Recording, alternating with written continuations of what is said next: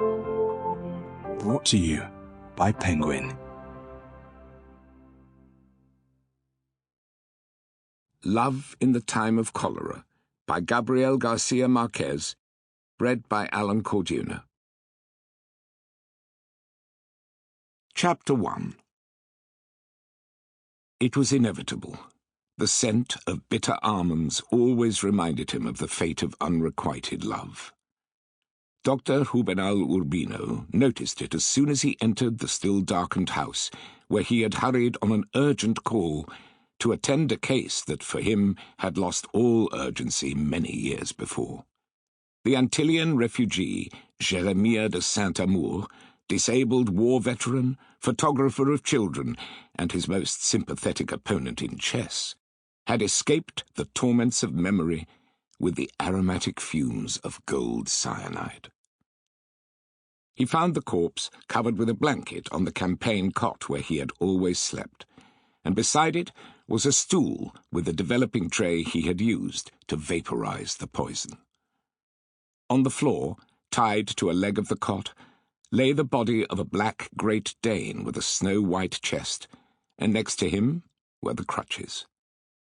At one window, the splendor of dawn was just beginning to illuminate the stifling, crowded room that served as both bedroom and laboratory, but there was enough light for him to recognize at once the authority of death.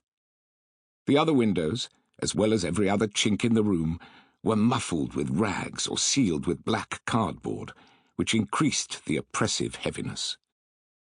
A counter was crammed with jars and bottles without labels, and two crumbling pewter trays under an ordinary light bulb covered with red paper. The third tray, the one for the fixative solution, was next to the body. There were old magazines and newspapers everywhere, piles of negatives on glass plates, broken furniture, but everything was kept free of dust by a diligent hand. Although the air coming through the window had purified the atmosphere, there still remained for the one who could identify it the dying embers of hapless love in the bitter almonds. Dr. Juvenal Urbino had often thought, with no premonitory intention, that this would not be a propitious place for dying in a state of grace.